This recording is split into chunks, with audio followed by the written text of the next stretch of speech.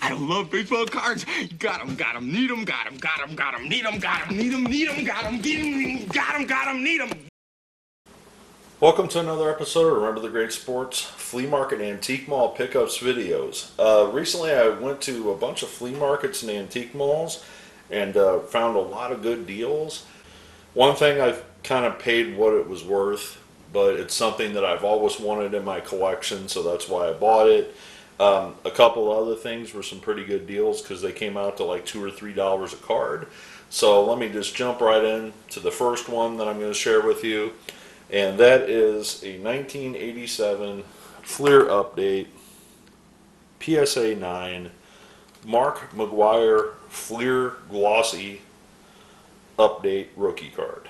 And shockingly enough, this is not a very expensive card graded.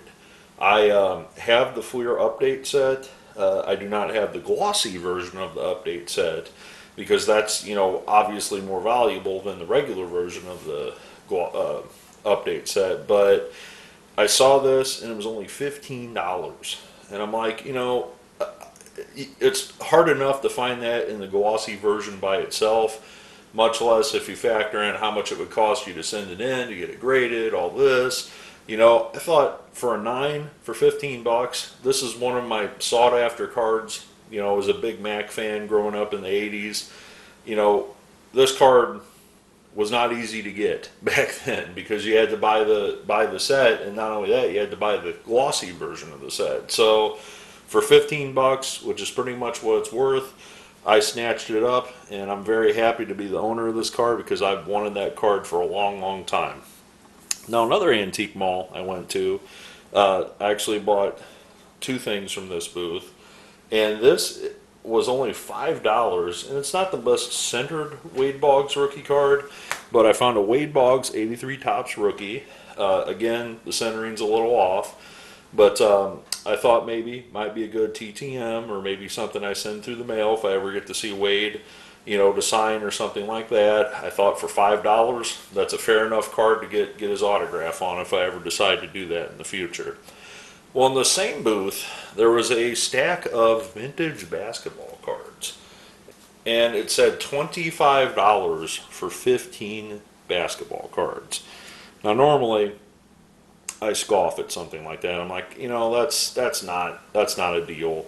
I know some people are really into vintage, and some aren't, but $25 for just a small stack of cards, that's usually not what I look for. But I decided to go through the cards, and that's when I found this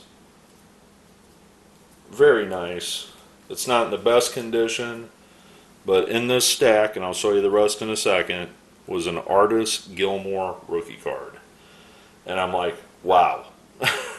So then I'm standing there with the 15 cards in my hand, and I'm like, well, for $25, it's got the Gilmore rookie in there. That's really, that's less than $2 a card. So I justified in my mind to drop $25. So it was $30 for the stack of cards and the Wade Boggs rookie card. And I thought, with the Gilmore in there, that's a no-brainer. I, wouldn't have bought it probably without the Gilmore rookie in there because these are pretty much commons. There are a few Hall of Famers in here though, so let me just show them to you really quick here. So Robich, he's a pretty good signer. Jabali was a good player back in the day, so was Al Smith. Jimmy Walker, also a good player back in the day. I don't know Greg Smith, but here's a very underrated player from that era, Cassie Russell. And there is another Hall of Famer in there, the great Walt Bellamy. Unfortunately, no longer with us. Dean Miminger, Mel Counts, which I think he might still be around and signed through the mail. Pete Cross, which I don't know him, but another Hall of Famer in there. Nate Thurmond, and I just look at this jersey that Nate's wearing. I mean, he looks like a freaking bodybuilder. I mean, what is that? That's like California, in the outside beach with with all the weightlifters or something. This dude would be there, but I've always heard stories about Nate Thurmond about how of a physical specimen that he was. just a strong individual, and that you can kind of tell by that card. Very intimidating. Bill Bridges, who's a good player for a long time. Jim Price, another Hall of Famer on here. Louis Dampier, who was a pretty good signer through the mail, so hopefully we'll get that signed. Unfortunately, the corner's all chewed up on the corner there. And this is a Eastern semifinals with Dave Collins. So kind of a dark card, so I don't know if I'd send that one to him. But still, a Hall of Famer on the card. So, after going through the stack, I thought, $25, that's fair. Especially with the Artis Gilmore rookie card in there. And again, it's not the best Artis Gilmore, but, Artis does sign through the mail. I don't know if I want to send his rookie card to the mail to him, but this would be a nice autograph card if I decide to, send that to Artis and give him a donation to sign. So we'll move on to the final stack that I got. These aren't as impressive, but these roughly came out to, again, less than $2 each. And some of them are worth $2. Other ones I wouldn't even give you $1 for. And this was a stack of game used and autographed cards, multi-sport. This was randomly just sitting in a booth. It said $15. So I pulled it out and I looked at it, and the best autograph is Ron Harper, in my opinion. The great Los Angeles Clipper / Chicago Bull / Cleveland Cav. Ron is not the easiest autograph to get. He doesn't sign through the mail. So when I saw this, I thought, why not? That's a good one as well. Also, slugger Brian Giles of the Pirates. Longtime Padre Pirate Brian Giles. He was a slugger back in the day, so there's an autograph of his. Now the game used, we got a Rich Harden, got a Bobby Crosby. Again, nothing too impressive here. Johnny Estrada ×2. Here's an autograph of Christian Colon, the the Kansas City Royal. He was part of the Royals World Series team that won. Here's some Team USA jerseys. Nobody big here. Yasmani Grandal, who's had a very solid major league career, but this Kyle Ryan guy, I don't think he ever made it out of the minors. This one was really nice too. It was an Andrew Jones swatch card.